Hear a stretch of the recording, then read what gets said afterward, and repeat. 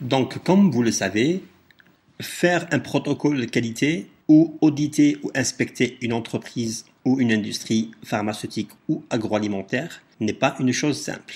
Donc, un jour, vous allez prendre la responsabilité d'un département du contrôle ou d'assurance qualité et vous aurez la tâche d'aller inspecter ou auditer une usine ou une fabrication d'un produit alimentaire ou d'un médicament. Sachez que dans une usine ou dans un cadre industriel, ce milieu est très agité. Vous rentrez dans l'usine, vous allez trouver beaucoup de mouvements. Un mouvement de personnel qui monte et qui descend, un mouvement de matière. Donc vous allez trouver des matières premières, vous allez trouver des matières intermédiaires ou virtuelles qui sont en fabrication, vous allez trouver des produits finis qui attendent leur livraison. Donc vous allez trouver des matériaux de conditionnement, vous allez trouver des palettes, des cartons. Vous allez également trouver beaucoup de matériel, donc des équipements de production, de climatisation. Vous allez également trouver beaucoup de documentation, beaucoup de locaux. Donc il est très difficile de gérer un protocole qualité avec tous ces éléments, surtout dans les entreprises qui sont ou qui offrent une capacité de production élevée. Et donc il est impératif de structurer notre inspection ou structurer notre travail si par exemple on fait un protocole qualité ou une inspection ou une audit qualité dans cette entreprise. Pour ce faire, il y a une règle très simple, c'est la règle des 5 M. Donc pourquoi on appelle les 5 M? Donc le premier M pour matière première, le deuxième pour la main-d'œuvre, ensuite le milieu, par la suite le matériel et enfin les méthodes.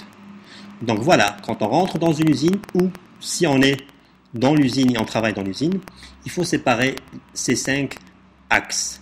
Donc le premier M est la matière première, c'est-à-dire on va essayer de gérer toutes les matières qui rentrent dans l'usine et qui sont ou qui font partie de la composition de ou des produits qu'on est en train de fabriquer.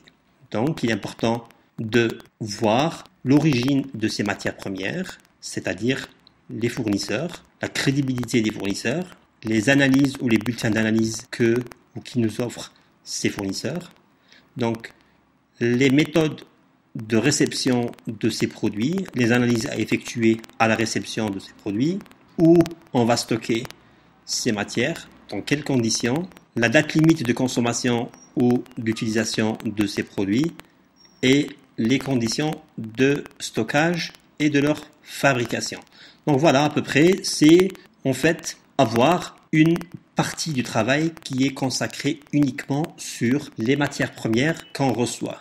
Il est à noter que les matériaux des conditionnements également sont des matières premières. Et n'oubliez jamais, chose qu'on a toujours tendance à oublier, l'eau, oui, l'eau qu'on utilise dans l'usine est considérée comme une matière première dont il faut bien sûr gérer sa qualité et sa disponibilité. Donc ça c'est pour ce qui est du premier M qui est la matière première. Maintenant pour ce qui est du deuxième M, à savoir la main-d'œuvre, encore une fois, le personnel qui travaille dans l'usine, on va lui consacrer une partie du travail de qualité dédié à ce personnel, à savoir comment il est vêtu, comment il respecte les bonnes pratiques d'hygiène, la formation du personnel, des campagnes de sensibilisation, des campagnes de visite médicale et tout ce qui en fait touche la qualité du personnel sur le plan santé, sur le plan vision de l'entreprise et sur le plan également productivité de ce personnel. Donc ça, c'est ce qui était du deuxième M. Pour le troisième M, c'est le milieu en fait ou les locaux. Donc effectivement, les locaux de production ne sont pas comme les autres locaux, doivent être conformes et doivent être munis avec des systèmes qui leur permettent de travailler en fait dans un environnement contrôlé. Donc ces locaux de production, bien sûr, doivent être conçus avec des matériaux lisses, nettoyables, ils doivent être ventilés, des fois ils doivent être également climatisés et ainsi de suite. Donc, il y a tout un protocole de gestion des locaux de production, notamment leur désinfection et leur nettoyage régulier après chaque lot de fabrication, et également l'entretien de ces locaux régulièrement. Donc, ça c'est pour ce qui était du troisième M. Le quatrième, à savoir le matériel ou les équipements.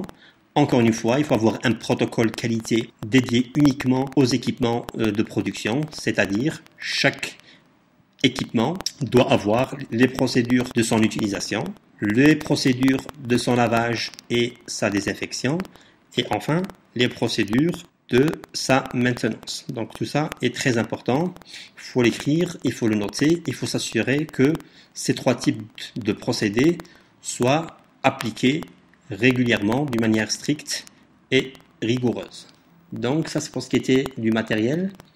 Enfin, sachez que même si vous avez l'usine la plus moderne, les locaux les plus modernes, les équipements à la fine pointe des technologies, et vous avez également du personnel qui est formé et informé et qualifié, sachez qu'il vous reste quand même des procédures ou en fait des structures, des écrits qui vont permettre de gérer le tout et de faire en sorte que le tout fonctionne correctement d'une manière adéquate afin de faire et de fabriquer un produit de qualité et selon les normes.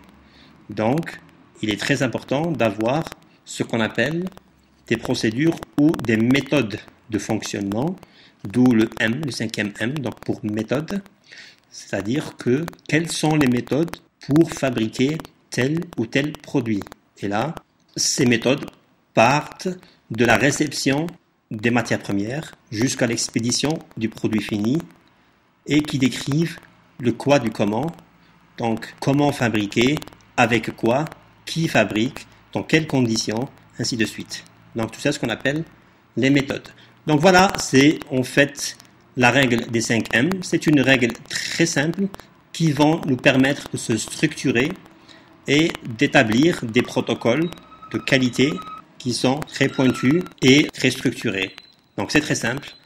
Si on doit gérer la qualité dans une usine, on doit gérer la qualité des matières premières, on doit gérer également les bonnes pratiques d'hygiène de notre main-d'œuvre, on doit gérer la qualité des milieux dont on fabrique l'aliment, on doit également gérer le matériel utilisé et enfin, on doit établir des méthodes qui font en sorte que le produit qu'on fabrique est de qualité satisfaisante.